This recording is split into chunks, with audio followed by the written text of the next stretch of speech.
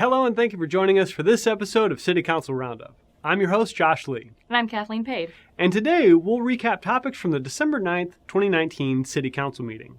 Topics include contract updates to the new Shadow Creek Library, the redefinition of traffic enforcement provisions in the city ordinance, and an interlocal agreement with League City to help pay for a Lower Clear Creek flood mitigation study. First, two contract updates to the forthcoming new Shadow Creek Public Library. Back in October 2018, we awarded design services for Shadow Creek Library to PGAL Services. The original contract with PGAL was based on designing a 30,000 square foot library. Since then, the city, in partnership with the Brazoria County Library System that will operate it, plus an advisory board and other partners, determined the library would need additional space to broaden the library's functions and diversify services that could be provided to the community. The spaces associated with additional services include a Brazoria County tax office and a 100-seat teaching theater, as well as support spaces in the lobby, circulation, and mechanical and electrical and plumbing. That space for community groups and programs is answering a well-documented need. It also makes the new library even more active and dynamic for multiple functions, fully engaging with this once-in-a-lifetime opportunity. The addition of these new spaces expands the scope of work for PGAL with about 1/3 more space to be designed and requires the city to amend the contract, increasing the building footprint from 30,000 square feet to just over 39,000 square feet. The work required will add an additional $310,000 to the architectural contract, about 20% from the original scope.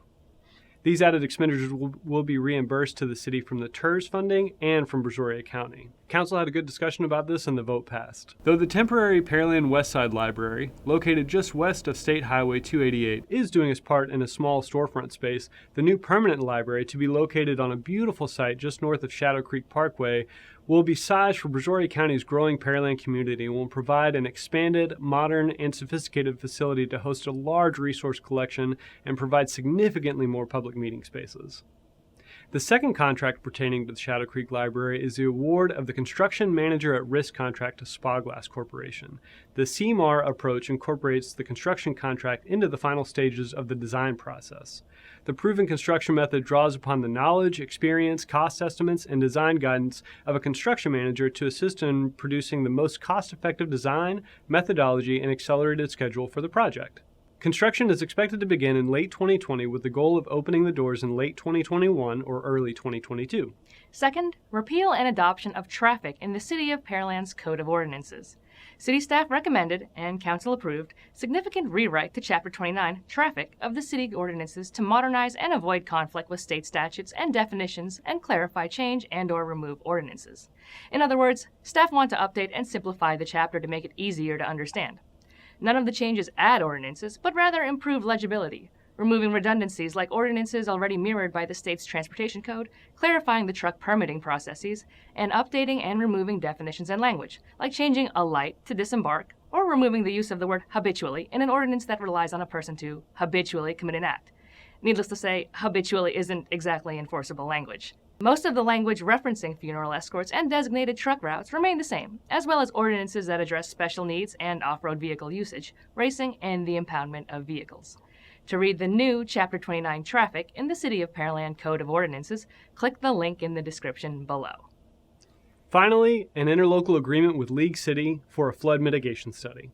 Several months ago, League City, located approximately 15 miles to the east of Pearland, reached out to the city staff about participating in a drainage study of Lower Clear Creek that they will spearhead. The goal of the study is to develop a comprehensive regional flood mitigation plan, identify the watershed's vulnerabilities, and develop concepts to reduce flood risk. The City of Pearland already supports a project to be led by the Harris County Flood Control District and Brazoria Drainage District No. 4 with the U.S. Army Corps of Engineers pertaining to Clear Creek. Staff recommended that if the study identifies projects that have enough benefits upstream of Dixie Farm Road to reduce structural flooding in Pearland that are not covered by the U.S. Army Corps of Engineers Clear Creek project, the City of Pearland would consider funding some proportionate share of the future project costs associated with the study now underway. The motion passed with the city agreeing to commit $25,000 from the city's existing drainage capital funds to ensure the city's input and inclusion in the study. This partnership will include the City of League City, the City of Pearland, the City of Friendswood, the City of Dickinson, Galveston County, Harris County Flood Control District, and the U.S. Army Corps of Engineers. And on a somewhat personal note, in an exception to the normal content of the roundup, we wanted to take a moment to recognize the Mayor Tom Reid and his announcement that he will not run for office again when his term ends in May of 2020. The job of the mayor is a visible one in our structure of government, representing the city as the chief supporter and advocate, and Mayor Reid has always embraced that role with gusto and passion. We want to thank him for his selfless public service, and we still look forward to the rest of his term and his final State of the City address coming up on the 20th of February in 2020. And that's everything we wanted to cover today. So thanks for joining us. We hope that this series makes the information easy to understand and useful for those interested in Pearland government. As always, you can find links to more detailed information below or by visiting pearlandtx.gov, and feel free to leave a comment if you have any questions or suggestions. Click here to watch the last City Council roundup, or here to subscribe to the channel. You said habitual a lot in this one. Like habitually? Yeah.